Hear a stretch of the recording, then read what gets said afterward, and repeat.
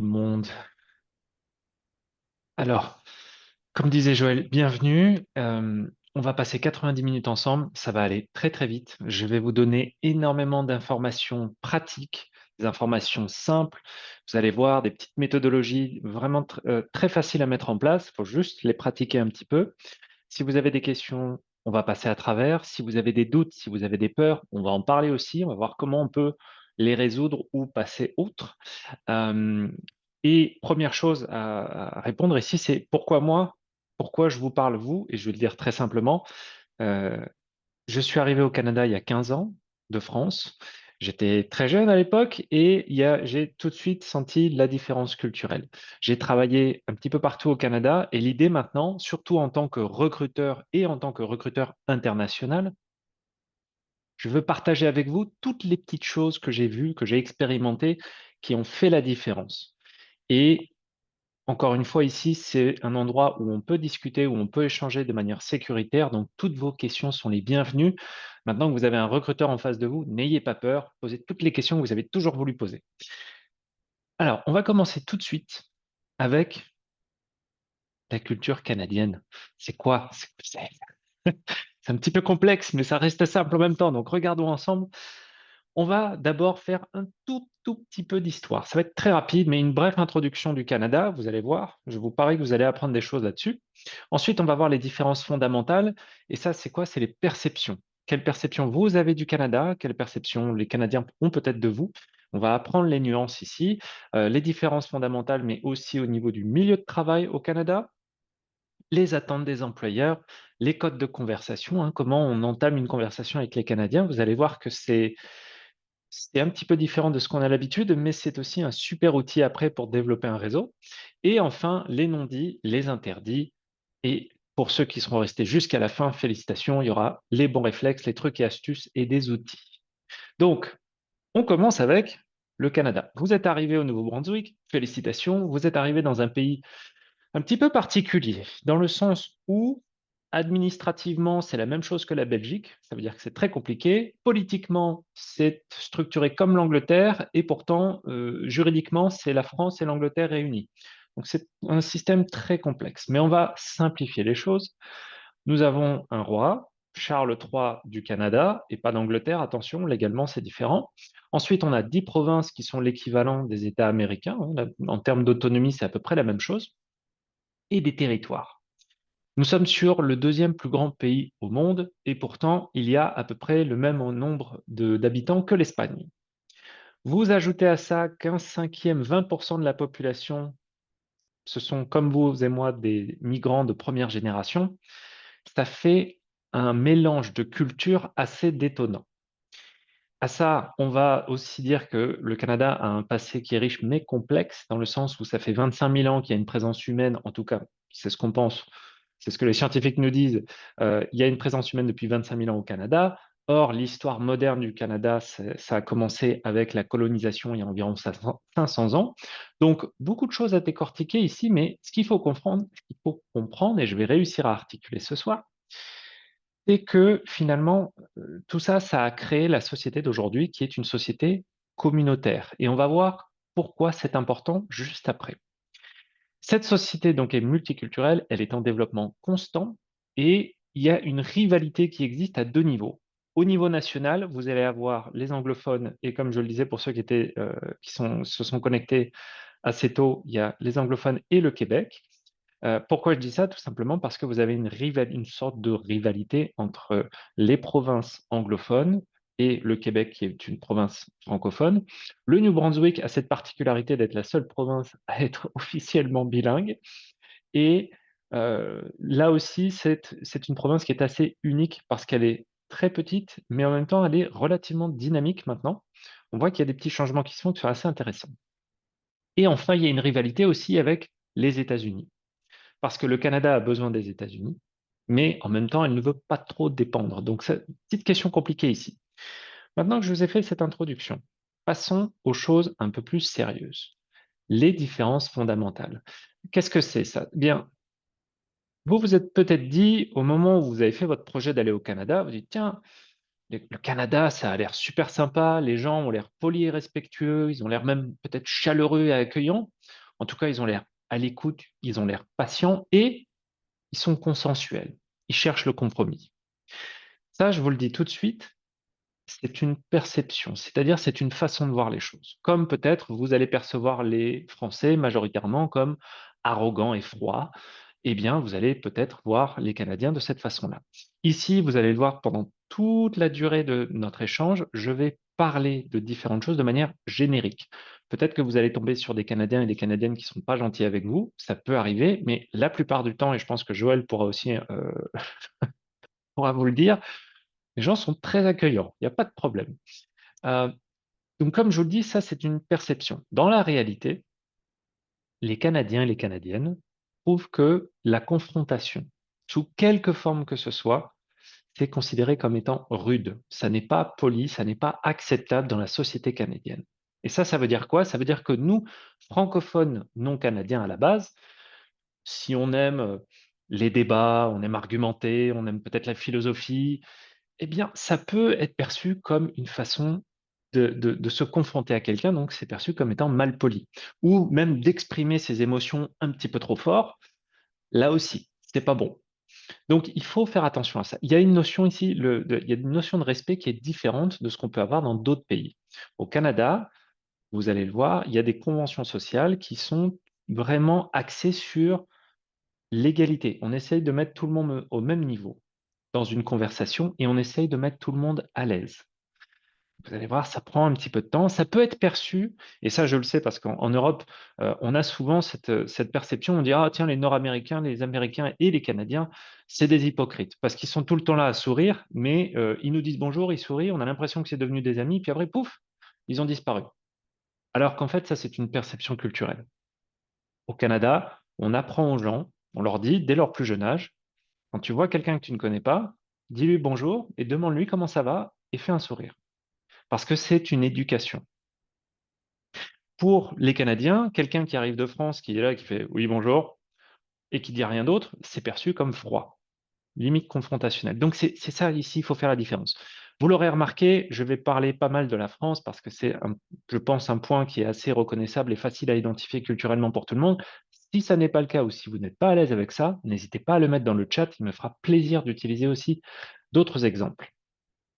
Je continue maintenant. Au Canada, il y a une chose qui est très importante, je l'ai mentionné un tout petit peu juste avant, c'est le principe des communautés. Il y a une séparation des communautés. Si, par exemple, en France, on a le modèle de l'universalisme, où on dit, bah, peu importe d'où tu viens, maintenant tu agis comme un Français ou une Française, au Canada, ça va être l'opposé. On va dire, bah, tiens, tu viens d'Inde, tu viens de Chine, eh bien, il y a une communauté pour toi qui t'attend, où tu vas pouvoir parler dans ta langue, tu vas pouvoir vivre dans ta communauté. Et ça, c'est très important de le comprendre parce que quand vous allez commencer à travailler quelque part, à vous faire des contacts, eh bien, peut-être que vous, dans votre culture, dans votre pays d'origine, vous avez l'habitude de dire, bah, tiens, je commence dans un boulot, je vais me faire des amis dans ce boulot. Des gens avec qui je vais développer des relations, où je vais peut-être trouver même l'amour de ma vie. Au Canada, ça va pas trop se passer comme ça, dans le sens où il y a vraiment une distinction entre ce qui se passe au travail et ce qui se passe dans votre communauté. Donc vous allez vivre dans votre communauté, le matin, vous partez, vous allez au travail, vous allez travailler avec des gens de différentes communautés, ça va très bien se passer, sauf que après, vous allez rentrer chez vous, dans votre communauté, dans votre quartier, et c'est là où vous aurez vos amis, votre famille et votre vie personnelle. Donc il y a ici, il faut y faire attention, les Canadiens et les Canadiennes sont habitués à ce qu'il y ait une distinction entre leur vie professionnelle et leur vie privée. Et c'est très difficile en général de pouvoir, vous, en tant que collègue, vous connecter à leur vie personnelle. Donc voilà, ne soyez pas frustrés, ça peut prendre du temps, et puis vous pouvez développer des amitiés, il n'y a aucun problème avec ça. C'est juste que vous allez peut-être percevoir ça comme étant un peu plus difficile que dans votre pays d'origine. On continue maintenant. Alors, une des choses qui entraîne justement, qui est créée à travers le principe des communautés ici, c'est ce qu'on appelle la fierté post-nationale. C'est quelque chose d'unique au Canada. On ne trouve pas ça dans d'autres pays. Si aux États-Unis, tout le monde dit bah, je suis américain et après je suis de descendance grecque ou, euh, ou congolaise, au Canada, on va faire l'inverse. On va d'abord dire d'où on vient ou quel est notre héritage, notre culture, et ensuite on va dire qu'on est canadien. Donc ici, ça c'est une petite chose, vous allez voir, c'est un petit peu particulier, mais c'est toujours sympa. Et enfin, on a La dernière chose, parce que ça aussi c'est important, si les Canadiens et les Canadiennes n'aiment pas la confrontation, ils vont quand même s'exprimer, ils vont quand même dire quand ils sont pas contents, mais ils vont le faire d'une manière indirecte, tout simplement pour, encore une fois, éviter la confrontation. Et on appelle ça un comportement passif-agressif. Bon, je vous rassure, la plupart des Canadiens ne vont pas automatiquement faire ça, mais c'est quelque chose que vous allez percevoir en tant que non-Canadien. Donc, ce qui va se passer, si vous ne savez pas ce que c'est un comportement passif-agressif, c'est quelqu'un qui vous fait un commentaire où il y a deux grilles de lecture. La première, ça, c'est pas forcément méchant, mais si vous lisez un petit peu les sous-titres, vous vous rendez compte, ah, j'ai peut-être dit quelque chose qu'il fallait pas et j'ai frustré cette personne, donc il faut que je fasse attention. Donc ici, vous comprendrez qu'au Canada, vous devez vraiment écouter les gens. Vous devez faire attention à ce que vous dites, mais aussi à tout simplement ce que vous disent les gens. Et la question, c'est pas de les contredire, c'est pas essayer de se dire, tiens, moi j'ai raison, je vais lui dire que j'ai raison et qu'elle a tort. Non, c'est juste d'essayer de comprendre ce que la personne veut vous dire et voir comment ça va vous impacter. Je vais juste ici, je vois que quelqu'un s'est amusé un petit peu à dessiner, c'est pas bien grave, rassurez-vous. Voilà, on va enlever ça. Parfait. Donc, on passe à la suite. Ah oui, dernier point, j'ai failli oublier. Parce qu'on vient d'une culture qui est différente, il faut bien comprendre que ce qui est fait au Canada, il y a une logique, il y a un passif, il y a une histoire autour de ça. Donc, que ce soit la bonne chose ou la mauvaise chose à faire, c'est ce que font les Canadiens. Donc, et il faut se rendre compte que nous, en tant que non-Canadiens, on a notre propre compas moral, on a notre propre, je dirais, vision des choses. Il faut bien comprendre que cette vision-là est parfaitement valide dans notre pays d'origine, mais qu'au Canada, ce qui compte, c'est la façon dont les Canadiens et les Canadiennes travaillent et vivent. D'abord, il faut comprendre ça avant de pouvoir émettre un jugement et avant peut-être d'adapter sa façon de faire. Je vois qu'il y a des petits messages. Tout va bien, c'est bon, Joël, est-ce qu'on a une question ou est-ce que ça passe? Ça va? Oui, ok, super. Alors, j'enchaîne avec les différents milieux de travail parce qu'il y en a plusieurs. Alors, merci à ceux qui ont partagé ce qu'ils cherchaient comme type d'emploi. On va en parler tout de suite. J'ai divisé ça en deux et en premier, on a ce que j'appelle l'école blanc, c'est-à-dire les bureaux, les sièges sociaux, le management. Donc, en fait, toute activité professionnelle qui aurait lieu dans un bureau où on n'est pas forcément en contact avec des clients directement. Dans ce milieu de travail-là, il y a un certain nombre de valeurs à respecter. Les premières, ce sont l'agilité et le respect des deadlines. L'agilité, c'est quoi ici? Très bonne question. L'agilité, c'est par exemple, vous avez beaucoup de travail, vous avez un projet à rendre et il faut travailler, faire quelques heures supplémentaires, eh bien, vous allez les faire. À l'inverse, s'il n'y a pas trop de projets, si tout va bien et vous dites, bon, je peux peut-être même rentrer plus tôt, vous allez pouvoir rentrer plus tôt tout simplement. C'est une flexibilité au niveau des horaires. Sachez que toutes les entreprises ne le font pas, mais la plupart, en général, ont cette capacité de s'adapter en fonction, finalement, du montant de travail à faire, de la charge de travail. Et au niveau du respect des deadlines, ce qui est important, et on va le voir ici après, quand vous avez quelque chose à rendre à une date donnée, il est important de communiquer régulièrement avec les personnes qui sont impactées par votre travail. Tout simplement parce que les gens qui travaillent avec vous doivent savoir quand est-ce qu'ils vont devoir faire quelque chose par rapport à ça. Et si vous prenez du retard, ne le cachez pas. Communiquez le fait qu'il va y avoir un retard. Comme ça, vos collègues canadiens sauront s'adapter. Sachez que, et ça c'est très très important, il y a deux choses ici qui sont vitales. La première, c'est il faut toujours communiquer ce genre de choses-là, parce que comme ça, vous allez être perçu comme quelqu'un qui n'a pas peur, qui est capable d'assumer déjà quand il y a une problématique. Ça, c'est très très important dans le milieu de travail canadien. Et aussi, vous allez démontrer, et ça c'est le deuxième point, une habilité à tourner les choses positivement. Le fait qu'il y ait un retard dans un projet, ou le fait que vous ayez rencontré un problème sur une tâche en particulier, ça n'est pas une mauvaise chose. La mauvaise chose, c'est de ne pas être en capacité de résoudre ou d'offrir une alternative. Donc, je m'explique. Supposons que vous êtes sur un projet, ça va prendre une semaine de plus. Et au lieu de dire, déjà, au lieu de rien dire et d'attendre la dernière minute, et à la dernière minute, vous dites, bon, bah les gars, désolé, mais j'ai rencontré un problème, c'est pas ma faute, hein, mais il va y avoir du retard. Voilà. Là, vous dites ça, les gens vont être en panique, ça va pas marcher. Alors que si vous dites à tout le monde, dès le moment où vous repérez la problématique, vous leur dites, alors, pour faire un suivi aujourd'hui par rapport au projet tatata, euh, j'ai remarqué qu'il y avait une problématique liée à tel point dans le projet. Afin de résoudre cela dans les temps, je vais avoir besoin tout simplement de faire appel à telle personne ou de prendre une journée de plus pour pouvoir résoudre cette problématique-là. Et normalement, je pourrais livrer le projet à partir de telle date. Vous remarquerez ici, dans cette phrase-là, j'ai bien énoncé qu'il y avait un changement dans le projet et j'ai donné une date pour que les gens se disent, OK, voilà à quoi s'attendre maintenant, tout va bien. Je ne me suis pas excusé et je cherche à offrir un compromis, une solution. Donc, voilà ce qu'il faut ici. Je continue, je reviendrai un petit peu sur un autre point ici, mais on verra après. Travailler pendant les heures de bureau. Ici, au Canada, le présentéisme, c'est mal vu. Il y a des petites entreprises familiales où ça peut être bien vu, mais c'est quand même assez rare. Donc, si vous avez l'habitude de rester au travail sans forcément travailler juste pour être bien vu par vos boss, oubliez ça. Au Canada, quelqu'un qui reste après les heures de travail, c'est considéré comme quelqu'un qui n'est pas organisé, qui n'est pas efficace et qui ne sait pas faire son travail dans les temps. Donc, méfiez-vous.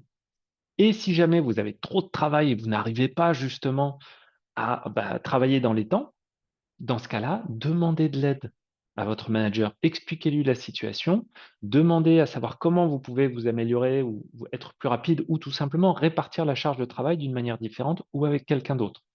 N'ayez jamais peur de demander des choses au Canada. Il faut juste le faire d'une manière constructive et vous allez voir que ça va faire des merveilles. Je vous le dis, je le fais tout le temps, c'est magique. Ensuite, votre communication va énormément changer. Nous, francophones non canadiens, on adore hyper contextualiser nos messages. On adore justifier nos réponses. On ne dit jamais oui ou non. On dit oui, et alors c'est parce que, et puis il y a ça, et il y a ça. Je vois Joël qui sourit. Ou on va dire non, parce que, en fait, voilà ce qui s'est passé, et non, vous oubliez tout ça. Au Canada, on aime des messages simples et concis parce que c'est de toute façon plus efficace. Ça veut dire quoi pour vous? Ça veut dire que au lieu de prendre 4 minutes pour répondre, vous allez prendre 30 à 60 secondes. Ça veut dire que la petite technique ici, il y a une idée par phrase, pas plus. Si votre interlocuteur doit se souvenir d'une seule chose après que vous ayez répondu, c'est quoi? Et une fois que vous savez, ben, c'est uniquement ça qu'il faut dire, pas plus. Vous allez voir que ça va vous simplifier la vie, notamment parce que, je vous le dis tout de suite, vous allez apparaître comme quelqu'un de un petit peu tacite, c'est sûr, hein, vous serez pas forcément rigolo au début à parler avec, mais au moins vous serez clair, vous serez concis, vous serez efficace. Et ce sera beaucoup plus simple pour vous, surtout si vous devez parler en anglais et que vous n'êtes pas à l'aise en anglais, eh bien, si au lieu d'essayer de parler en anglais avec une syntaxe française, une structure à la française, où vous allez vous perdre, vous allez bégayer, vous allez faire des fautes, ça va être un carnage, rassurez-vous, c'est pas grave. Mais c'est pas forcément très joli, et puis ça vous aide pas à construire une bonne réputation.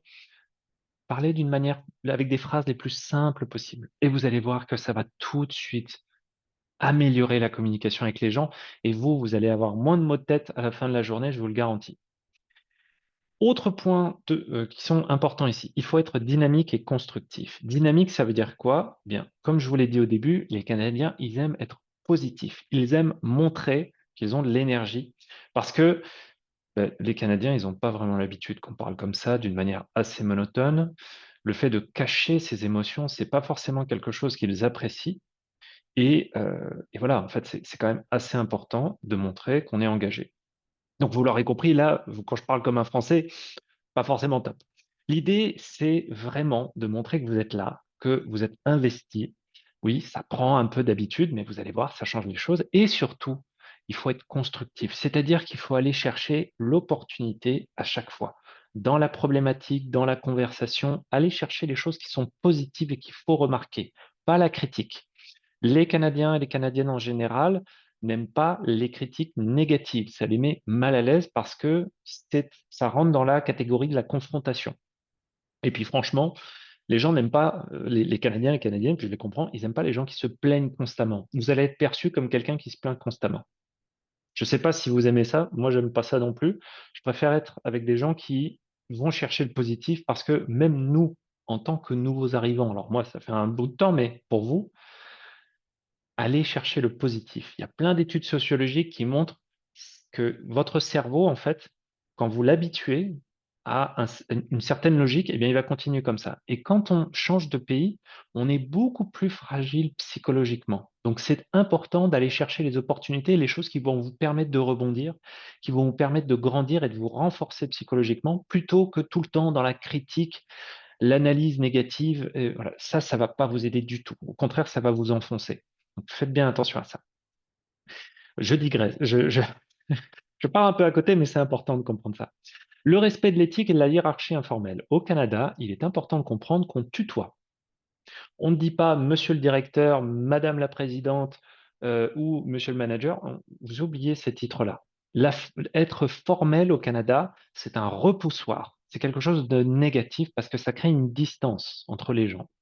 Au Canada, on va pas dire pendant la réunion, alors Madame la Présidente, j'ai une idée à vous soumettre, Monsieur le Directeur, qu'en pensez-vous? Non, on va dire Sylvie, j'aimerais discuter d'une idée avec toi. Stéphane, j'en ai discuté avec lui, il m'a dit que c'était intéressant et on veut juste valider ensemble. Voilà, on tutoie. Il y a un domaine où le vouvoiement existe encore, c'est dans le milieu académique, mais ça change très très très rapidement dans les autres domaines. On tutoie d'instinct. Donc, n'ayez pas peur de ça. C'est important de le faire. Si vous ne vous adaptez pas à ça, vous allez vous créer des barrières invisibles qui vont vraiment ça va vous bloquer. Donc faites attention. Ensuite, les réunions. Il existe deux types de réunions au Canada. Faites attention à ça, s'il vous plaît. La première, c'est la réunion de présentation.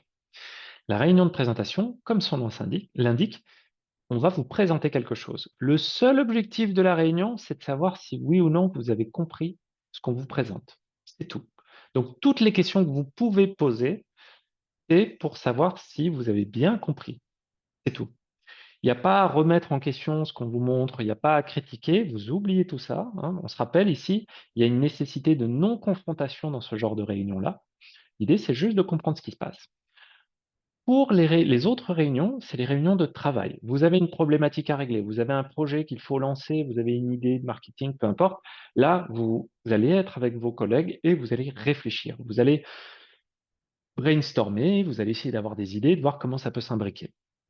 Petite chose à savoir ici, quand vous allez être dans des réunions de travail, pas de présentation, hein, de travail, faites attention à la façon dont vous allez échanger les idées, tout simplement parce qu'ici, il va y avoir encore une notion de compromis. Au lieu de dire, et je peux vous le dire, en France, j'avais beaucoup ça, où on avait des réunions où les gens se hurlaient dessus littéralement en disant: mais Jean-Luc, ton idée, c'est n'importe quoi, ça va jamais passer, tu vas couler l'entreprise avec ça. Eh bien, les Canadiens vont plutôt dire: Jean-Luc, c'est très intéressant ce que tu nous dis ici comme idée, surtout tel point et tel point de l'idée. Par contre, je pense qu'il y a potentiellement un risque par rapport à tel aspect de l'idée. Il faudrait donc qu'on corrige ça, qu'on trouve une parade pour ça. Ici, vous l'aurez remarqué, le message, il est simple, clair, constructif, et on cherche le compromis. On cherche à ce que tout le monde puisse imbriquer les idées pour qu'elles fonctionnent ensemble. Alors, ça demande un peu plus de pratique, c'est un peu plus compliqué au début, mais à la fin, ce qui est bien, c'est que tout le monde est engagé dans l'idée. Alors, maintenant que je vous ai dit ça, on va passer à ce que j'appelle les cols bleus. Les usines, les supermarchés, les milieux syndiqués, bref, tous les environnements où potentiellement on peut avoir un syndicat et où on est en contact avec des clients. Là, la première chose qui va peut-être vous frapper, et c'est très différent des cols blancs, parce que les cols blancs, ils ont une structure par performance, c'est-à-dire que si vous voulez une promotion, si vous voulez une augmentation de salaire, c'est à la performance. Alors que chez les cols bleus, c'est à l'ancienneté. Si vous êtes la dernière personne à rentrer dans l'entreprise, vous serez la dernière personne à choisir votre shift de travail, votre shift de vacances, à être éligible pour une promotion, ainsi de suite et ainsi de suite. Que vous trouviez ça bien ou pas, juste ou pas, ça n'a aucune importance. Tout simplement parce que c'est le système établi. Donc, si vous rentrez dans une entreprise comme ça, c'est ça qui va se passer. Voilà. Faut pas être frustré, il faut juste s'adapter. Je sais, ça peut être embêtant, mais il faut s'adapter à ça. D'autres points, vous allez voir, qui sont quand même intéressants par rapport à ça. Ici, les trois valeurs. de base, c'est respect, sécurité, ponctualité. Si vous êtes sur un emploi syndiqué ou dans une usine où on fait les 3-8, on travaille non-stop, 24 heures sur 24, votre shift commence à 8 heures du matin, vous arrivez et vous vous préparez pour commencer à travailler à 8 heures. Ça veut dire que vous arrivez en avance dans l'entreprise pour vous changer, etc. Et vous commencez le travail à 8 heures. Pourquoi je vous dis ça? Tout simplement parce que c'est une question de respect par rapport aux gens qui ont travaillé toute la nuit et qui n'ont qu'une seule envie, c'est rentrer chez eux. Et surtout, c'est une question de sécurité.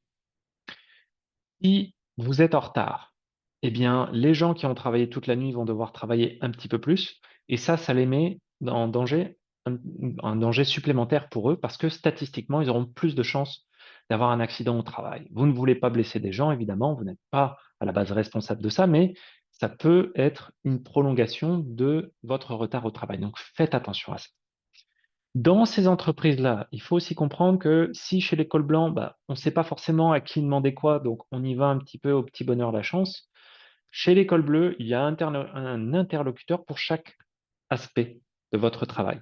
Vous avez un problème de paye, vous allez voir le comptable. Vous avez un problème avec votre horaire, vous allez voir le manager. Vous avez un problème avec votre manager, vous allez voir le responsable syndical. Vous avez un problème de santé-sécurité, vous allez voir le responsable santé-sécurité. Vous ne savez pas à qui vous adresser, vous allez voir le responsable syndical. L'idée ici qu'il faut bien comprendre, c'est que dans la plupart des milieux syndiqués, quand vous allez rentrer dans l'entreprise sur un poste syndiqué, eh bien, obligatoirement, vous êtes syndiqué. C'est la loi, c'est comme ça au Canada. Vous allez devoir payer une carte de syndicat et chaque mois, vous allez payer un frais au syndicat qui équivaut généralement à 1 à 4 de votre salaire. Et ça, ce qu'il faut bien comprendre, c'est que ça vous offre plusieurs bénéfices. Déjà, en général, les salaires syndiqués sont plus hauts que les salaires non syndiqués dans la même industrie. Donc, petit avantage pour vous. Et en plus, le syndicat s'engage à vous protéger. Donc, si vous avez un problème avec votre manager qui ne vous a pas payé des heures supplémentaires et que le manager refuse de vous les payer, peu importe ce que vous faites, eh bien, le syndicat va porter plainte, d'abord auprès de l'employeur, et puis si ça ne marche pas, auprès du ministère du Travail.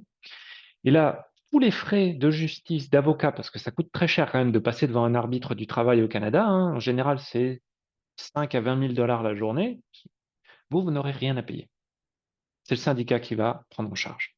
Et donc là, ce qu'il faut comprendre, c'est, vous verrez que les employeurs, ils n'aiment pas dépenser autant d'argent, surtout quand ils ne savent pas s'ils vont gagner. Donc généralement, après, on trouve un compromis, puis on arrange les choses. Donc ça, c'est des petites différences au travail qui sont importantes à prendre en compte.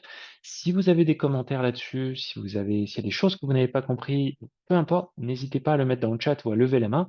Ça me fera plaisir d'y répondre. Et en attendant, on va passer à la suite, les attentes des employeurs. Alors, les employeurs, nos amis les employeurs, qu'est-ce qu'ils aiment? On en parlait tout à l'heure, la communication simple, concise, ça c'est crucial. L'autonomie. L'autonomie, c'est quoi ici? Ça veut dire que vous devez être dans la plupart des entreprises, l'employeur s'attend à ce que, après votre période de formation, vous compreniez exactement quelles sont vos responsabilités, qu'est-ce que vous devez faire, qui impacte votre travail et qui est impacté par votre travail. Ça aussi, c'est important.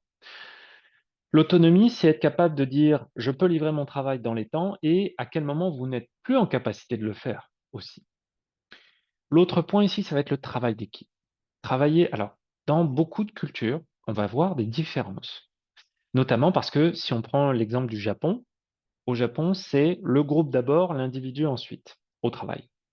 Au Canada, c'est l'inverse. C'est l'individu d'abord et ensuite le groupe. Ça veut dire quoi? Ça veut dire que vous, en tant que travailleur, vous allez vous focaliser sur vos tâches. Et ensuite, vous allez pouvoir dire, OK, bah alors là, je travaille avec Thomas, je travaille avec Joël, lui, il a telle responsabilité, lui, il a telle responsabilité. Donc là, je dois livrer telle chose à Thomas, telle chose à Joël. Je dois m'assurer de faire ça dans les temps. Et s'il y a une problématique, il faut que j'en parle avec eux. Donc l'idée, je sais que ça peut paraître très basique ce que je suis en train de dire, mais c'est très important de le comprendre. Vos collègues d'équipe ne sont pas des gens avec qui vous pouvez vous plaindre initialement. C'est des gens avec qui vous devez développer une relation de travail pour être sûr que vous fassiez ce pourquoi vous avez été engagé. Donc, il faut juste bien comprendre quels sont les entrants et les sortants ici. Si vous êtes capable de maîtriser ça, vous ne vous ferez pas avoir, vous n'aurez pas plus de travail que vous ne devriez et ça se passera mieux aussi parce que vous pourrez dire à un moment donné: «Ah et ben écoutez, moi j'ai bien fait toutes mes tâches, voilà, voilà, voilà. J'ai informé telle personne de la suite des choses et donc s'il y a eu une problématique, bah, comme vous pouvez le voir, ça n'a pas été chez moi». Ça, c'est aussi important de savoir démontrer à un moment donné si on a bien fait les choses ou pas. La performance. Performance. Il y a un mythe qui existe, qui est que si vous travaillez bien, si vous travaillez fort, vraiment très fort, très bien, vous allez être promu et vous allez avoir une augmentation de salaire sans rien demander parce que votre manager vous trouve incroyable. C'est pas vrai. C'est pas vrai, ça se passe pas comme ça. La façon dont ça se passe, c'est vous allez être récompensé pour la performance visible du manager. Donc, en gros, ça c'est petit secret de recruteur, vous vouliez être considéré par le manager, communiquer régulièrement avec cette personne. Donc ça veut dire quoi? Ça veut dire, bah, si vous parlez avec moi, vous allez me dire: «Ah Thomas, bon, on s'était il y a un mois, on s'était dit que j'allais faire telle chose, bah, voilà, c'est bon, tout est fait. N'hésite pas, je t'ai fait un petit rapport, d'activité, n'hésite pas à le voir, à me dire si tu as des questions, des commentaires et quand tu auras 15 minutes, j'aimerais bien qu'on se fasse un appel pour discuter de tel point et tel point parce que j'aimerais avoir ton avis par rapport à ça». L'idée, c'est de montrer que vous progressez dans votre travail et aussi que vous avez envie de faire quelque chose de différent ou quelque chose de plus. Et quand vous faites ça, bah, au moment où le manager doit prendre des décisions sur qui il faut promouvoir, qui il faut augmenter, bah, il va vous connaître, il va savoir, il va connaître votre valeur et il sera plus enclin justement à penser à vous pour ce genre de choses. Donc, c'est la performance visible qui compte. Pas besoin de travailler 80 heures par semaine, hein, 40 ça suffit, voire 37,5 dans certaines compagnies. L'important, c'est de communiquer vos résultats. Ensuite, le respect des horaires et du calendrier. On en avait parlé un petit peu avant. Ça, c'est vraiment important. S'il y a des choses sur lesquelles vous n'êtes pas à l'aise, si vous avez besoin de prendre des jours de repos, notifiez les gens le plus en amont possible. Et il faut le faire très très tôt, le plus tôt possible. Donnez de la visibilité aux gens et assurez-vous aussi, alors si vous n'êtes pas à l'aise à écrire les petits messages, vous prenez ChatGPT, hein, ça vous fait des super petits messages. Vraiment, les employeurs sont très contents. Euh, pour la suite. La maîtrise des codes et interactions positives. J'en ai parlé, j'en reparlerai juste après, mais c'est vraiment important quand vous arrivez dans une entreprise, quand vous commencez à travailler, observez comment les gens interagissent ensemble, comment les gens font les choses avant de vouloir imposer votre style. Tout simplement parce que vous ne savez pas encore si culturellement votre style est compatible avec ce qui se passe. Un exemple tout bête, je travaillais il y a quelques années dans une entreprise où il y avait beaucoup, beaucoup, beaucoup de managers français. C'était des vieux managers qui avaient l'habitude, voilà, c'est la vieille école, ils crient sur tout le monde, ils sont vraiment pas sympas, ils prennent les gens de haut, vraiment une horreur. Ils sont arrivés au Canada, hop, on a embauché 150 personnes pour une usine et là, ils se sont mis à leur parler comme si c'était des enfants. Je vous garantis que ça s'est très mal passé, tout simplement parce qu'ils n'ont pas compris qu'au Canada, déjà, on ne fait pas ça, on n'infantilise pas les gens et on doit prendre le temps d'inclure les gens. Voilà, c'est très inclusif comme communication. Et donc, ce qui s'est passé, c'est évidemment, bah, il y a eu une grève au bout de 3 mois, hein, c'était super. Et après ça, ces managers sont partis. Il y a une nouvelle brochette de managers qui sont arrivés et ceux-là, ils ont été formés, ils ont été sensibilisés et ça s'est beaucoup mieux passé. Donc vraiment, faites très attention à ne pas vouloir vous imposer tout de suite, mais d'abord être dans l'écoute active. Je crois qu'on a quelque chose. On a Emmanuela qui nous dit: «Quand dans un travail d'équipe, dans des explications de service, au lieu du français ou de l'anglais, nous entendons certaines personnes utiliser d'autres langues qui sont différentes de la langue de travail». OK. Or, vous avez droit à recevoir la même formation au même titre. Comment faire SVP? Alors, je suis pas sûr d'avoir tout compris. Je vais essayer de deviner. Quand on voit d'autres, personnes du même pays d'origine être privilégiées malgré le non-respect des principes du travail. OK. Alors, si je comprends la question, hem, au Canada, il y a un certain nombre de choses et notamment au Nouveau-Brunswick, vous allez le voir aussi. Les formations en santé-sécurité, généralement, il y a les personnes ont le droit de l'avoir dans leur langage d'origine si c'est disponible. Je crois que, si je me souviens bien, il y a 28 langages différents qui sont disponibles de base. Si ça c'est normal. C'est tout à fait normal parce qu'on veut être sûr que tout le monde comprenne bien les consignes de sécurité. Après, si aujourd'hui tu vois qu'il y a, Emmanuela, une préférence qui est faite à des employés parce qu'ils parlent un certain langage, ou alors qu'il y a une sorte de petit groupe qui s'est fait, il y a des petits groupes, des petites dynamiques politiques parce que certains parlent un langage et pas un autre, malheureusement, ça c'est quelque chose qu'il va falloir apprendre à naviguer. Et il faut bien comprendre déjà, même si le New Brunswick c'est une petite province avec un tout petit écosystème professionnel. La première chose, c'est toujours, toujours essayer d'avoir les meilleures relations possibles avec ses collègues parce qu'on ne sait jamais quand est-ce qu'on va les retrouver un peu plus tard. La deuxième chose ici, c'est de ne pas chercher à se confronter aux gens, mais de comprendre en fait ce dont ils ont besoin. Parce que si tu arrives à comprendre, et ça c'est on va en parler un petit peu après, mais il faut faire parler les gens pour comprendre en fait, déjà pour savoir qui ils sont, ce qu'ils ont besoin et ce qu'ils ont envie. Et quand tu fais ça au travail, ben, au lieu d'exprimer, de dire bah, moi je veux, demande aux gens qu'est-ce que tu veux toi, de quoi as-tu besoin. Et quand tu fais ça, tu vas te mettre dans une position où les gens vont t'apprécier automatiquement, quasiment automatiquement. Ils vont être plus enclins à travailler avec toi et à t'inclure même si tu ne parles pas la même langue qu'eux. C'est pas le paradis, hein, ça demande du travail, c'est pas évident, mais tu te mettras dans une position où tu auras un avantage par rapport aux autres qui ne sont pas dans leur communauté à eux. Même si tu ne seras pas aussi avantagé que les autres. Si tu es dans une situation où clairement il y a une discrimination active, là, à ce moment-là, il vaut mieux directement contacter un inspecteur du travail, si possible, avoir des preuves pour ensuite que l'employeur soit forcé de mettre en place des systèmes pour limiter ou voire idéalement éradiquer cette discrimination. Emmanuela, j'espère que ça répond à ta question. N'hésite pas si ça n'est pas le cas. En attendant, je passe à la suite. En cas de tension, parce que vous allez en avoir, vous allez faire des fautes, vous allez avoir des problèmes, c'est normal. Il faut savoir qu'au Canada, comme on n'aime pas la confrontation, les managers vont avoir tendance à faire ce qu'on appelle la méthode sandwich. Ils vont venir vous voir. Je vous donne un exemple que j'ai eu il y a 15 ans. Je commence dans une entreprise, la boss me fait un petit signe de tête, me dit bah, viens, j'aimerais te parler. Elle me dit écoute Thomas, on est très content de t'avoir dans l'entreprise. Tu as commencé il y a 2 semaines, tout le monde s'entend super bien avec toi, c'est vraiment bien. J'ai juste remarqué que aujourd'hui, tu as envoyé un email et dedans, tu as inclus un client. Or, ça, c'est un email en interne, donc c'est très important que le client ne le voit pas. Voilà. Donc, juste fais attention à ça et on se reparle dans une semaine. En attendant, passe une bonne journée et puis on hâte à notre petite activité du vendredi. Ça, c'est un avertissement oral. On vient de me dire, attention Thomas, tu as fait une erreur. Il y a beaucoup, beaucoup, beaucoup de gens qui ont été surpris parce qu'ils ont eu l'impression de se faire virer du jour au lendemain, alors que, en fait, on les a prévenus qu'ils avaient fait des choses qu'ils ne devaient pas faire. Donc, ce qu'il faut comprendre ici, ah, je vois un petit commentaire.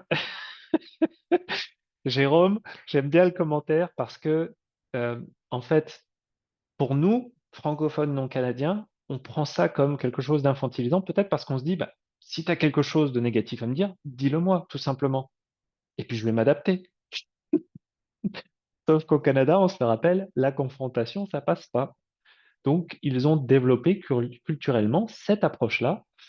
Et encore une fois, il ne faut pas se dire que c'est quelque chose de bien ou mal. C'est juste la façon de faire. C'est ça qu'il faut suivre. C'est ça qu'il faut appliquer. Et tu seras étonné, Jérôme, de voir à quel point c'est efficace, même quand tu rentres dans ton pays d'origine, parce que les gens vont te trouver beaucoup plus sympa et ils seront beaucoup plus susceptibles aussi de suivre et de t'écouter. Ça, c'est un truc incroyable. Je te jure, moi, dans les débats en France, je m'amuse avec ça maintenant. Donc voilà, c'était la petite parenthèse. Je vois qu'il y avait une petite question de Ben Habib aussi. Est-ce qu'on peut demander un feedback sur son travail à son manager? Oui, oui, oui et oui. Mais il faut bien faire attention à savoir comment le demander. Donc, quand on demande un feedback, on peut dire, bah, tu peux le faire avec ton petit rapport. Tu dis, bah voilà, tu m'as demandé ça, voilà ce que j'ai fait. Est-ce que tu penses qu'il y a ici un axe d'amélioration à suivre? L'idée, c'est juste de dire comment je peux mieux faire, au lieu de dire est-ce que j'ai fait quelque chose de mal. Hein, alors, je sais que c'est pas ce que tu as dit, Ben, mais juste l'idée ici, encore une fois, c'est très important dans la formulation qu'on utilise. toujours d'aller chercher l'opportunité plutôt que la critique. Je reviens sur ma petite méthode sandwich. Donc, c'est important de la maîtriser et c'est important d'être à l'écoute. L'autre point ici qui est important, pour rattraper une erreur, la première chose, ça peut sembler contre-intuitif, mais ne vous excusez pas. Arrêtez de vous excuser si vous le faites. Je vous le dis tout de suite. Tout simplement parce que, à moins de faire une grosse erreur et l'entreprise perd de l'argent à cause de vous ou perd un client, ça c'est des cas extrêmes, sinon on ne s'excuse pas.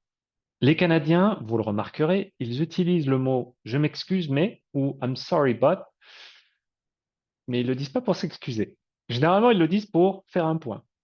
Donc, ici, vous, en tant que nouvel arrivant, pas parce que vous parlez pas très très bien, vous maîtrisez pas l'anglais ou vous avez l'impression que vous avez fait quelque chose de mal, ne vous excusez pas parce que si vous vous excusez à tout bout de champ, les gens n'auront pas confiance en vous quand ils vont travailler avec vous. Il n'y a rien de pire que quelqu'un qui est là. Yes, today. Oh, sorry, sorry. Ah non, what I wanted to say. Sorry. C'est horrible. Je vous le dis. Il vaut mieux se taire et faire des petites phrases, comme je vous le disais. Vous aurez l'air beaucoup plus professionnel. Et petite astuce pour vous. Si vous faites une petite erreur dans un email, peu importe, au lieu de dire «Ah, je m'excuse, je le referai plus à l'avenir», dites simplement «Merci de me l'avoir fait remarquer, je vais corriger ça». Voilà. C'est tout bête, hein, mais ça change complètement la perception que les gens ont de vous. Ensuite, il faut comprendre quand votre manager vous donne un avertissement, quand il vous dit ces choses-là. Donc, ça veut dire qu'il faut d'abord accepter le message de l'autre et savoir comment vous allez y remédier. C'est pas une question d'ego. Il faut vraiment mettre son ego dans sa poche quand on commence à travailler au Canada. Parce il y a déjà la barrière culturelle et en plus, il y a la barrière professionnelle et la barrière linguistique. Vous en avez trois, c'est cadeau. Donc, il faut bien comprendre, il faut écouter les gens autour de vous parce ils sont pas là pour vous faire sentir plus petit. Ou alors, ils ont un problème. Mais la plupart du temps, ils sont là juste pour vous dire, attention, cette partie du travail, il faut la faire différemment. Donc, c'est pas que vous travaillez mal, c'est juste, il faut faire les choses différemment. Si vous arrivez à mettre ça, je veux dire, à intégrer ça, vous allez être incroyable. Vous allez vous intégrer rapidement, vous allez gravir les échelons rapidement aussi. Il y a des études, encore une fois, les études sociologiques en Amérique du Nord sont fascinantes parce qu'elles montrent que les nouveaux arrivants, généralement, il y a deux façons de faire. Il y a celle où les gens, ils restent sur leur dynamique culturelle, ils sont complètement bloqués et en fait, ils souffrent véritablement d'une stigmatisation et d'une ségrégation culturelle au Canada, et donc ils restent bloqués sur des petits jobs et ils n'arrivent pas à s'intégrer. Et il y a ceux et celles qui arrivent à finalement faire la différence entre les choses qu'il faut apprendre au Canada pour performer, pour justement gravir les échelons, et votre vie personnelle et votre vie culturelle. Si vous arrivez à dissocier les deux, vous allez être des superstars, tout simplement parce que les gens qui font ça, les nouveaux et nouvelles arrivants qui font ça, performent en moyenne plus rapidement d'ailleurs que les Canadiens et les Canadiennes. Et pourquoi? Parce qu'ils ont un avantage culturel multiple. Ils sont capables de jouer sur la culture canadienne et d'y ajouter aussi leur propre culture. Donc ça, c'est vraiment l'avantage. Un exemple tout bête, les francophones, enfin les Français, on râle tout le temps. On ne s'arrête pas, c'est un sport national. On est les champions du monde olympique. Je vous mets au défi. Mais plus sérieusement, comprenez bien que au Canada, le fait de critiquer, c'est mal, mais le fait d'analyser et de repérer les faiblesses pour essayer de déterminer quelles sont les opportunités par rapport à cette faiblesse-là, ça, c'est un super avantage. Donc, c'est ça qu'il faut réussir à faire. Vous allez tourner ce que vous pensez être une faiblesse en un avantage. Si vous ne maîtrisez pas encore l'anglais, c'est pas grave. Apprenez à faire des phrases courtes, apprenez à parler de manière simple. Tout le monde vous comprendra, tout le monde vous écoutera. Tout simplement parce que quand on parle lentement et qu'on parle peu, les gens vous écoutent plus. Sociologiquement, c'est prouvé. Donc, ne vous embêtez pas à essayer d'utiliser des mots savants, ça sert à rien. Ça fera juste peur aux gens. Pas juste parce que vous êtes des nouveaux arrivants, mais parce que les études montrent que les gens qui utilisent des mots savants, ils sont déjà moins bien compris que les autres et ils ont tendance à être perçus comme intelligents, mais difficilement approchables ou compréhensibles. Voilà, c'est cadeau. Le dernier point, cherchez le compromis. Quand vous n'arrivez pas à faire quelque chose, quand vous avez du mal à mettre quelque chose en place, cherchez le compromis. Dites, OK, ça je peux faire, mais ça j'ai du mal à le faire. Est-ce qu'il y a une autre façon de l'approcher cette problématique-là? Est-ce que, par exemple, on peut mettre ça en place? Et votre manager va vous dire oui, non, peut-être. Quand vous cherchez le compromis, ça fonctionne tout de suite mieux. Je continue parce que je me rends compte que j'ai encore beaucoup de choses à parler. J'ai un petit peu, voilà. N'hésitez pas encore une fois si vous avez des remarques ou des questions, hein, vous l'avez bien vu, ça sert aussi la conversation. Code de conversation au Canada. Là, on va parler d'une chose aussi qui est très importante. C'est sûrement la chose la plus importante ici, c'est le small talk. Vous l'aurez sûrement remarqué, les Nord-Américains ont cette, et les Canadiens ont cette tendance à avoir des petites conversations autour de la machine à café, dans l'ascenseur, quelque chose qui nous, francophones, non canadiens, nous met extrêmement mal à l'aise parce qu'on n'a pas du tout l'habitude de ça. Ça peut nous sembler superficiel, vide de sens, inutile, et pourtant, c'est un des fondements pour développer un réseau efficace au Canada et donc aussi potentiellement développer sa carrière. Le small talk, c'est quoi? Le small talk, c'est une conversation positive, c'est une conversation très simple, sur des choses très très simples. C'est une conversation courte, inclusive et claire. Ça veut dire tout simplement que vous allez vous intéresser aux gens qui sont autour de vous. Vous allez essayer d'apprendre à connaître les gens autour de vous, toujours d'une façon très courte, très simple. Vous n'avez pas le temps, donc on va juste y aller une, deux, trois questions à la fois, pas plus. Et surtout, vous prenez le temps de remercier les gens à la fin. Je vous dis que c'est très court. Généralement, le small talk, c'est 1 à 5 minutes. Basta. Donc, vous êtes dans l'ascenseur, le temps de monter 3 étages, votre conversation est finie. Mais à quoi ça sert? Encore une fois, je vous donne un exemple. Joël et moi, on est dans l'ascenseur. On ne se connaît pas. Et là, je vais lui dire, ah, bonjour, je m'appelle Thomas. Et toi? Joël va me dire, je m'appelle Joël. OK, cool. Et Joël, tu travailles dans la même compagnie? Oui, oui, je travaille, je travaille sur le programme employabilité et accueil. Ah ouais, super et tout. Ah, ça y est, on est arrivé. Bah écoute, Joël, merci, ça m'a fait plaisir de te rencontrer et puis on se revoit bientôt. Là, cette petite interaction, elle vous paraît peut-être toute petite et pourtant, je viens de me faire un contact dans l'entreprise. Et ce contact-là, à quoi il va me servir? Bah, chaque fois que je vais rencontrer Joël, on va parler un petit peu plus, on va peut-être comprendre un petit peu plus son rôle dans l'entreprise, ou il va peut-être nous dire ce qui se passe de son côté. Tiens, il y a une telle personne qui part en congé parental, telle personne qui va prendre la retraite. Ah ouais, ok, donc ça, potentiellement, ça, c'est un job qui m'intéresse. Je pourrais peut-être demander une promotion et appliquer à ce job-là. Donc ça, c'est des informations qui peuvent vous être utiles au travail, mais même au-delà au niveau personnel, peut vous aider en vous disant: «Bah, tiens, moi ce week-end, je vais au chalet» ou «Tiens, je vais aller dans tel restaurant qui vient d'ouvrir». «Ah OK, ouais, cool». Ainsi de suite, ainsi de suite, ainsi de suite. Et c'est vraiment, vraiment bien parce que pour une autre chose comme ça qui peut vous aider, sur les 7 dernières années, j'ai pas cherché de travail. Tous les emplois que j'ai eus, c'était à travers le réseau que j'ai développé et notamment, à travers le small talk que je fais à la fois au travail, mais aussi sur LinkedIn. Et donc le secret ici, c'est ne parlez pas de vous. Ne parlez jamais de vous. Ça ne sert à rien parce que les gens ne seront pas intéressés. Commencez d'abord par parler aux gens, à vous intéresser à eux, et eux vont s'intéresser à vous. Et quand ils vous posent des questions, dans ce cas-là, vous pouvez leur parler. Vous pouvez leur parler de vous. Parce que quelqu'un qui parle de lui, de lui-même, comme ça, sans qu'on lui demande rien, c'est pas très agréable. Donc, prenez cette habitude-là et vous allez voir que vous allez construire des belles relations et les gens vont prendre du plaisir à parler avec vous parce qu'ils se diront: «Ah, Thomas, il est toujours super sympa, il me demande toujours comment ça va, qu'est-ce que je fais le week-end, voilà, il est toujours à l'affût, il sait comment s'appellent mes enfants, il me demande toujours comment ils vont». C'est du relationnel de base, hein, mais c'est terriblement efficace. 2 petites choses ici qui sont importantes. Encore une fois, la première chose, s'il vous plaît, ne critiquez pas, ne parlez pas de choses négatives, à l'exception de 2 sujets. Vous avez le droit de dire un commentaire dessus, c'est le trafic routier et la météo. Vous pouvez vous plaindre qu'il y a 30 centimètres de neige aujourd'hui et qu'il y a eu 2 heures de vous avez mis 2 heures au lieu de 15 minutes pour aller au travail. Mais c'est tout. Ne faites pas plus. On revient sur le positif, on revient sur: «Et toi, comment ça s'est passé?» Et vous allez voir, ça se passera bien pour vous. Voilà. Encore une fois Ben qui nous dit archi vrai. Merci Ben, je suis d'accord. On continue. N'hésitez pas à partager vos réactions. Moi, j'adore. Ça me fait plaisir, honnêtement. Maintenant, on passe aux choses qu'il faut sur ça, c'est les mines. On fait attention, ça peut exploser rapidement. Les non-dits, les interdits. On évite les sujets clivants.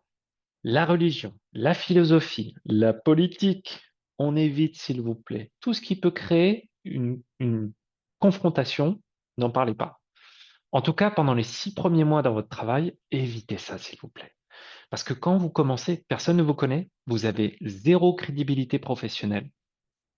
Donc les gens ne savent pas à quoi s'attendre avec vous. Donc il vaut mieux d'abord être dans une phase où vous écoutez, vous observez les gens, vous apprenez à les connaître. Et ensuite, quand vous avez créé un petit peu de confiance avec eux et que vous savez à peu près c'est quoi leur niveau d'humour, leur préférence, sensibilité politique, religieuse, à ce moment-là, bah, vous allez pouvoir discuter un peu plus en profondeur. Mais gardez en tête, s'il vous plaît, que au Canada, vos collègues à la base, ce ne sont pas vos amis et ils ne risquent pas de devenir vos amis. Ça va rester des collègues. Donc, essayez toujours de garder ça en tête et de rester professionnel. Amical, professionnel et pas formel. Voilà, ça c'est vraiment la base de la base ici au Canada. Et après, si ça devient des amis, tant mieux pour vous, félicitations. En cas de discussion imposée, pas de remarques tranchées. Ça veut dire quoi? Ça veut dire que si jamais vous arrivez le lundi matin et il y a une embuscade à la machine à café, on vous dit, et toi, tu penses quoi de l'élection de Trump aux États-Unis? Le seul conseil que j'ai pour vous, c'est battez en retraite. Vous dites, oh, tu sais, moi, la politique, surtout ce matin, non, je vais juste prendre mon café et je vais aller travailler. On pourra s'en parler un peu plus tard si tu veux. Vous bottez en touche. Comme ça, vous n'exprimez pas d'avis, personne ne peut vous reprocher quoi que ce soit. Autre chose ici qui est importante, le groupe doit toujours être unanime au travail. Petit exemple tout bête, je travaillais il y a quelques années chez Air Canada et on était un département de 50 recruteurs. 49 Canadiens et Canadiennes et votre humble serviteur. Et on nous convoque tous et on nous dit, bah voilà, il va y avoir, on vous propose 2 méthodes d'évaluation de la performance et il faut voter. Il y a la méthode A, la méthode B. Et là, un à un, on s'est exprimé pour dire, bah tiens, moi je préfère telle méthode, telle méthode. 49 personnes disent, moi je préfère la méthode A, l'évaluation en binôme, et votre humble serviteur, encore une fois, pour se faire remarquer, qui dit, bah moi je préfère la méthode B, l'évaluation à la personne. J'exprime mes différents arguments, très cartésiens, et arrive le vote. 49 personnes votent pour la solution A, moi je vote pour la solution B parce que je suis entêté. Le résultat du vote, c'est évidemment, de façon quasi unanime, on va mettre en place la méthode A. Ce à quoi on termine la réunion, ma boss vient me tirer la chemise un petit peu et me dit, écoute Thomas, et là vous allez trouver la méthode sandwich. Merci de t'être exprimé. J'ai beaucoup apprécié en fait bah, ton engouement pour la méthode B. Cependant, j'aurais besoin que tu changes ton vote parce que j'ai besoin de montrer aux exécutifs que tout le monde est d'accord pour mettre en place la méthode A. Et encore une fois, ça m'a fait plaisir que tu te sentes en confiance et que tu puisses t'exprimer. Voilà, prends le temps, mais j'aimerais vraiment qu'on puisse finaliser ça assez rapidement. Cette méthode sandwich, elle est bien passée comme il faut là. Il y en a à qui je sais que ça peut être choquant pour vous de vous dire, mais pourquoi il changerait son vote? C'est voté, c'est voté. Mais encore une fois ici, l'idée, c'est quand s'il y a compromis, il y a unanimité. Et donc, la réaction que j'aurais dû avoir, c'est quand j'ai vu que tout le monde allait pour la méthode A, j'aurais dû dire, OK, je suis d'accord dans ce cas-là avec la méthode A, à la condition qu'on change tel point et tel point pour que au moins ben, je puisse m'y retrouver moi aussi. Là, il y aurait eu du compromis. Là, j'aurais été canadien dans ma façon de faire. Alors, ça va pas vous arriver tous les 4 matins, mais il faut bien comprendre ici que on n'est pas sur des rapports de force, on est sur une nécessité de comprendre quelles sont les priorités de chacun pour les faire fonctionner ensemble.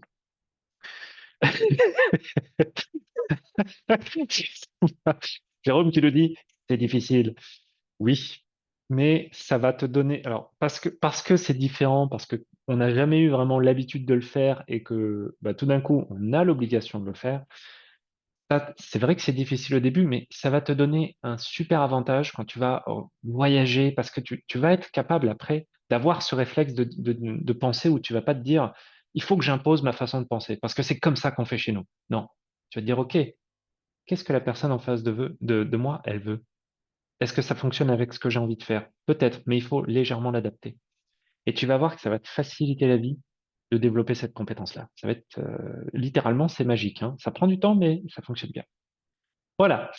On continue ici parce que je vois que le temps court. Mon Dieu, il nous reste une petite demi-heure. On y va, on y va. Euh, Toujours parler de manière positive ou neutre. Je l'ai dit, répété, je vous harcèle avec ça, mais c'est très important. On évite le négatif et maintenant je passe aux interdits. On ne compare pas. Il n'y a rien de pire que quelqu'un qui compare constamment. Imaginez, vous invitez quelqu'un à la maison, vous m'invitez à la maison, vous vous dites, oui, Thomas, il est super sympa, tu vas voir et tout, vous invitez la famille, et Thomas, il arrive, et qu'est-ce qu'il fait? Ah, c'est sympa la déco chez vous, mais c'est quand même plus joli chez moi, hein. Ah, la nourriture, elle est bonne, hein, mais ma recette, elle est meilleure. C'est désagréable. Donc, on évite, s'il vous plaît. L'idée, encore une fois, c'est on cherche le positif. Qu'est-ce qu'est-ce que vous trouvez de différent au Canada? Qu'est-ce qui vous étonne? Partagez-le avec les Canadiens. Ça leur fera plaisir de savoir et ils vous donneront même des trucs et astuces où vous n'êtes pas rendu compte et ça va complètement changer votre perception des choses. Pourquoi les Canadiens, les Canadiennes, ils ont toujours un café ou un truc chaud quand ils se baladent? Peut-être que vous vous dites, mais à quoi ça sert de dépenser autant d'argent? À quoi ça sert de gaspiller? Ben après, c'est là où vous allez vous rendre compte qu'ils font ça, c'est pas forcément pour le boire, mais c'est pour avoir un truc chaud dans la main et pour rester chaud même l'hiver. C'est une bonne technique, ça. Mais il y a plein de choses ici qu'il faut comprendre. C'est toutes ces petites techniques culturelles qui ont été développées au fur et à mesure du temps. Il ne faut pas les comparer, il faut juste les observer et savoir et comprendre comment vous pouvez les adapter à votre situation. Ben qui nous dit, je lis actuellement le livre Canadian Workplace Culture et tout ce que vous dites est en parfait accord avec ce que je dis. Voilà, ben, magnifique, ça me fait plaisir. Mais non, mais c'est une chose ici, je fais un tout petit aparté. Tout ce que je vous dis, c'est générique, mais vous allez le gagner ici avec votre expérience. L'idée, c'est de vous faire gagner des mois, voire des années sur votre adaptation au Canada. Il y a des choses peut-être qui ne fonctionneront pas pour vous, et bah, malheureusement, ça arrive, mais la plupart des choses que je vous dis ici, vous allez pouvoir les appliquer. Vous allez vraiment pouvoir faciliter la communication avec les Canadiens et les Canadiennes autour de vous. Et pour faire ça, ben, il faut s'entraîner, il faut répéter, il faut interagir avec les gens, il faut savoir faire des erreurs parce que vous allez en faire. Et je vais vous d'ailleurs montrer une petite astuce pour ça après. Euh, Pas de confrontation, j'arrête avec ça, mais juste, encore une fois, c'est pas une question de quelqu'un a tort, quelqu'un a raison, c'est juste comprenez ce qu'on vous dit et regardez comment vous pouvez l'appliquer. Et si vous ne pouvez pas l'appliquer, dans ce cas-là, n'essayez pas de convaincre les gens, expliquez-leur juste pourquoi, pour vous, vous avez du mal à l'appliquer. Et essayez de leur proposer une alternative. Si vous suivez ce schéma-là, vous aurez beaucoup moins de problèmes. Au niveau de l'humour, on évite ça, s'il vous plaît. Pas de second degré, pas de philosophie, pas de choses compliquées comme ça. Tout simplement parce que quand vous arrivez dans l'entreprise, personne ne vous connaît. Attention aux sensibilités. Parler de philosophie, c'est très non canadien, culturellement parlant, de faire ça avec des collègues ou à la sortie du taf, du travail. Évitez ça, s'il vous plaît, pour l'instant. Et le second degré, c'est plusieurs grilles de lecture. L'humour, c'est culturellement très biaisé, donc évitez aussi dans un premier temps.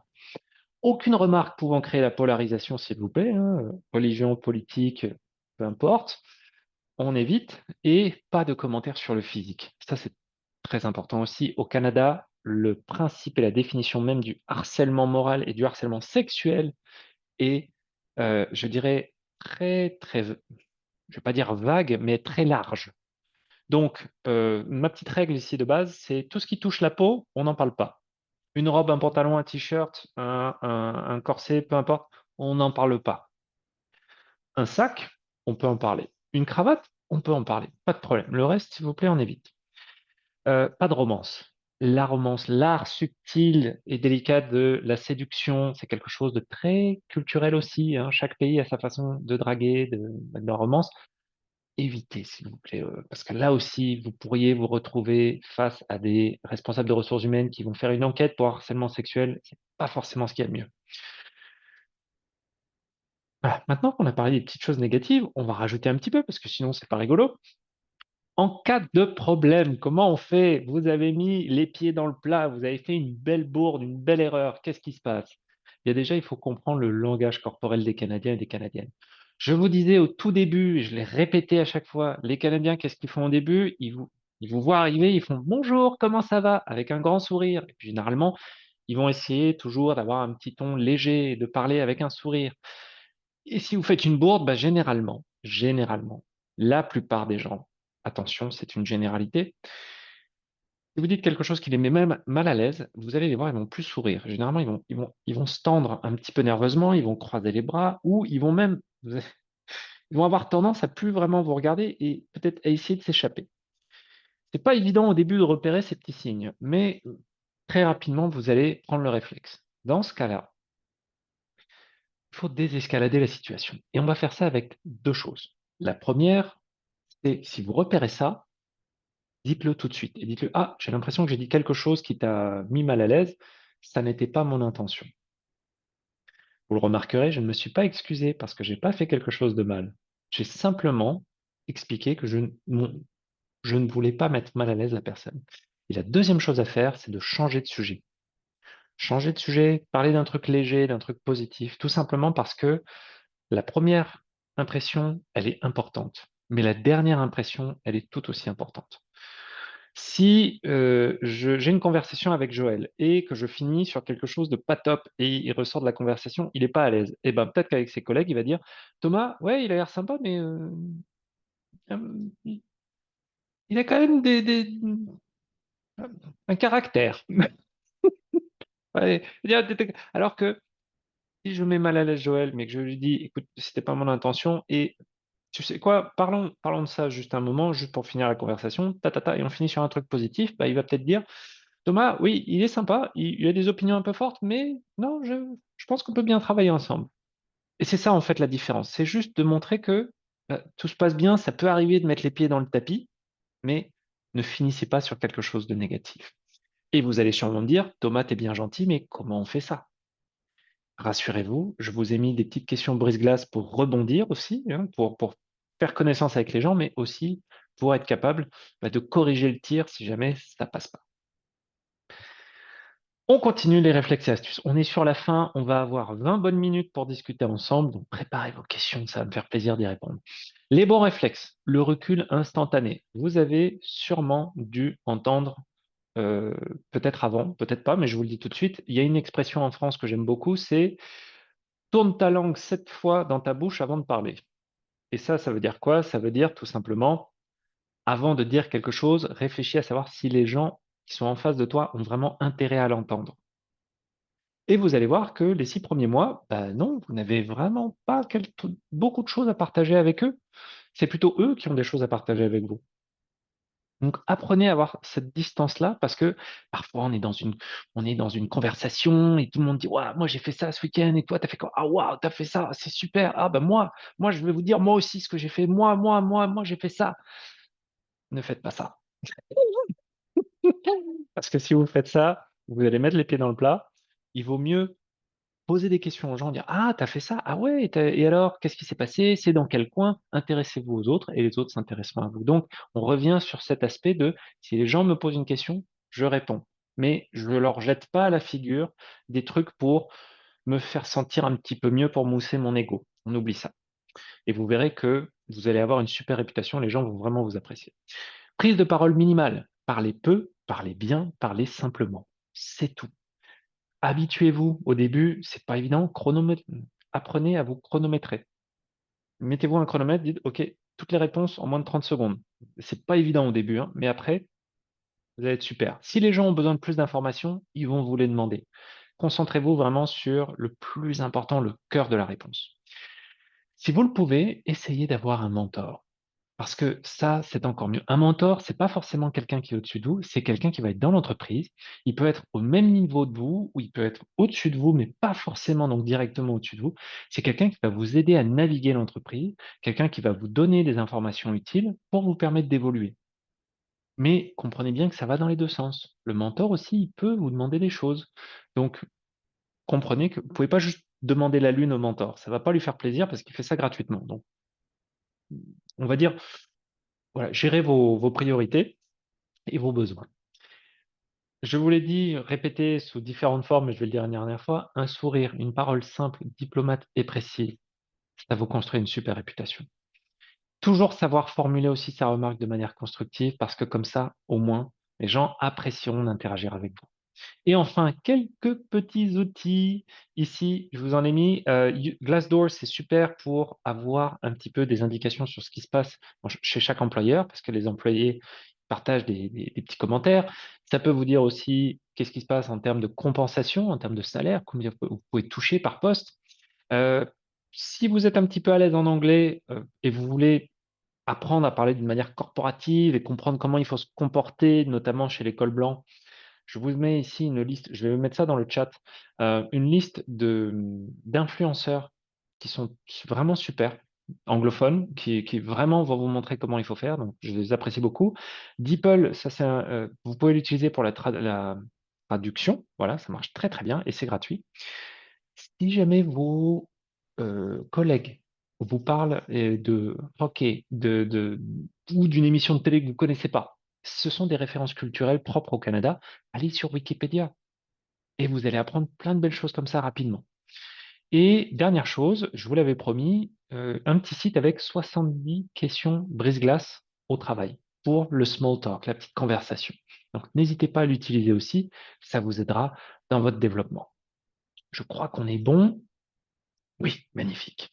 Alors, est-ce qu'on a des questions? Est-ce qu'on a des remarques? Et bien sûr, je ne vais pas oublier de vous mettre tous les petits outils à la fin, mais simplement, euh, est-ce que vous avez des commentaires? Est-ce qu'il y a des choses pour vous qui ont l'air sensées? Est-ce qu'il y a des choses au contraire vous n'êtes pas d'accord avec?